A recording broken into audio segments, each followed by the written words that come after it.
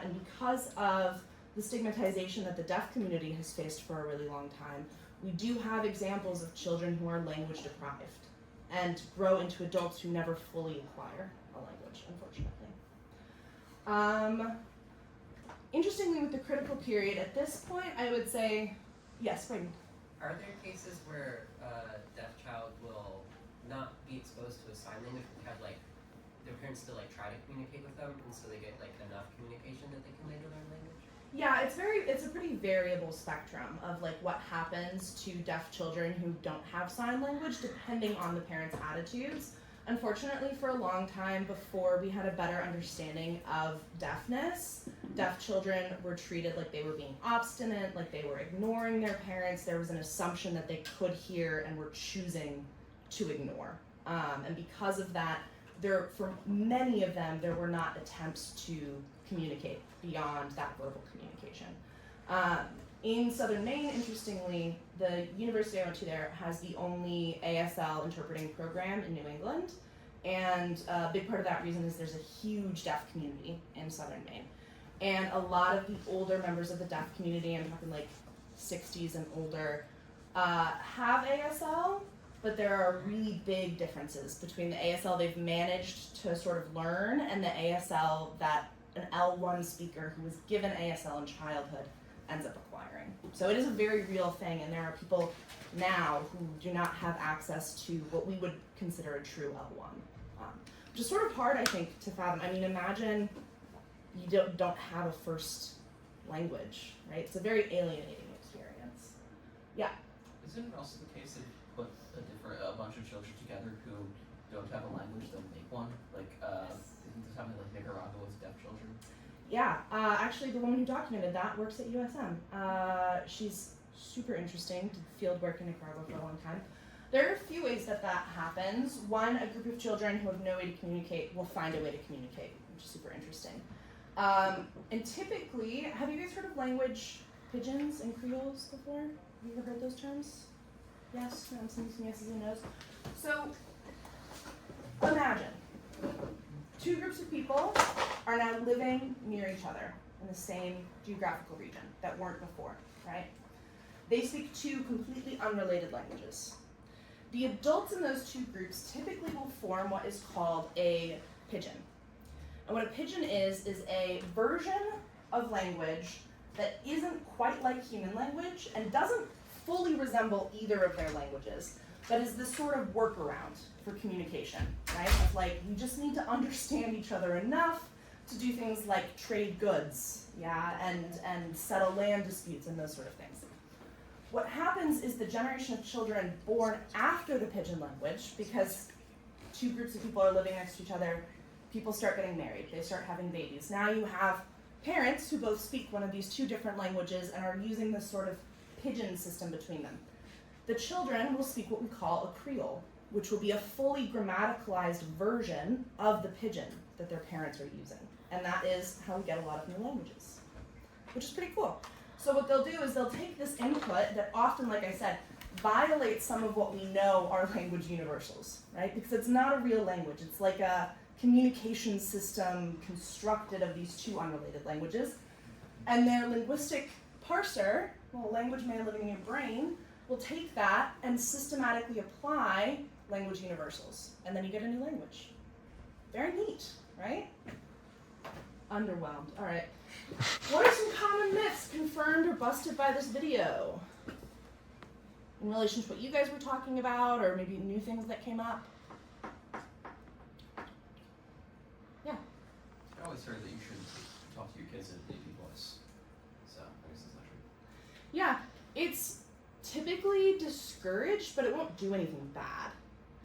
What you'll see is that children who aren't spoken to in baby voice will learn things a little bit quicker, but it all washes out in the end, essentially. There's no like long-term harm done by using baby talk.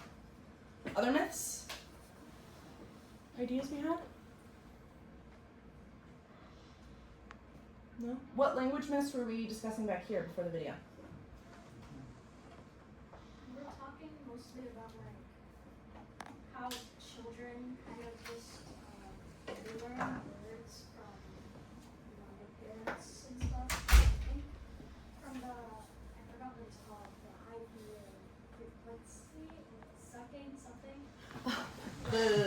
when they're sucking. A horribly named methodology. Yes. Yeah, I think they learn from like the sounds of the language instead of Yeah, so the first thing that we learn involves sound.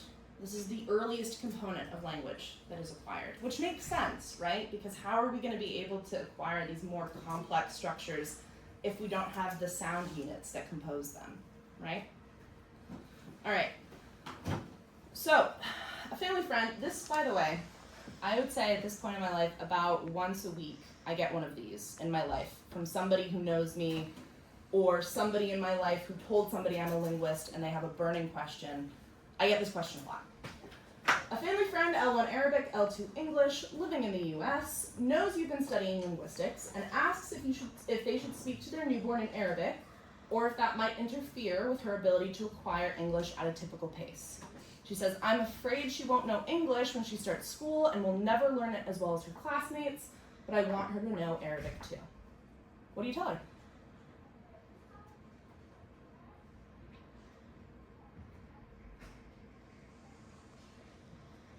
For those of you who are raised in bilingual homes, maybe you had this experience before. I'm hoping it's a little less common now, but it's still pretty common that parents are told this. There's a lot of fear-mongering that goes on. So what do you tell this person?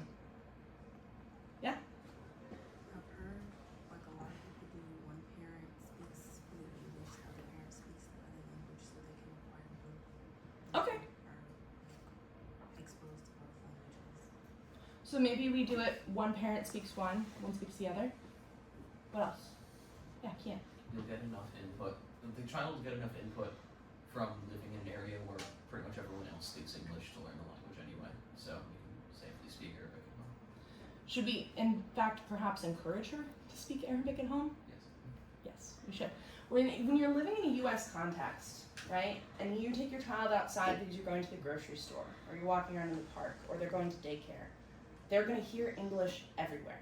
They're going to hear it on the TV. They're going to hear it in music. They're going to hear it from the people around them. They're going to hear it from their babysitter, right?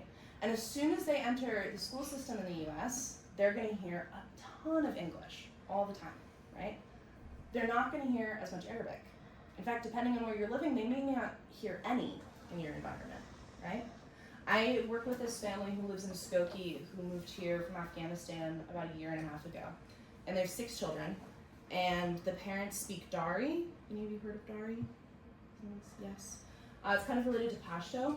It's a pretty small language, but their volunteer coordinator, I've been working with parents trying to help them learn English so that they can like work and live in the US. Their volunteer coordinator has been telling them not to speak Dari with their kids, right? And the issue is that this volunteer coordinator is well-intentioned, right? She wants the kids to be successful. So in her mind, them speaking Dari to their children is setting them back. And their children won't be able to learn English right, whatever that means, right? But we know that that's not true, right? Especially, they have kids who are like just born, like newborn and like a 2-year-old, right? They're still very much in this critical period. They can learn as many languages as they would like, yeah? And this is, like I said, probably an experience common to many of you. I'm trying to remember her name. There was this scholar in the US who in the 90s was quite prolific. She wrote a lot of books about the dangers of speaking Spanish at home and how immigrants from Spanish-speaking countries, she herself was an immigrant from a Spanish-speaking country, and she was trying to discourage the members of her community from teaching their children Spanish. And I was 15 and I wrote her a letter to ask about this. She wrote back, actually. And she really firmly believed that what she was doing was in the best interest of the children in her community. And that's part of what makes this so difficult, right? Is people have a huge level of fear that their children are not going to be able to succeed in an English-speaking context if they don't only speak English at home. But this is unequivocally false. If anyone ever asks you this question, if there is one thing you learn in this class, it's false. It is false that speaking another language to your child at home is setting them up at a disadvantage.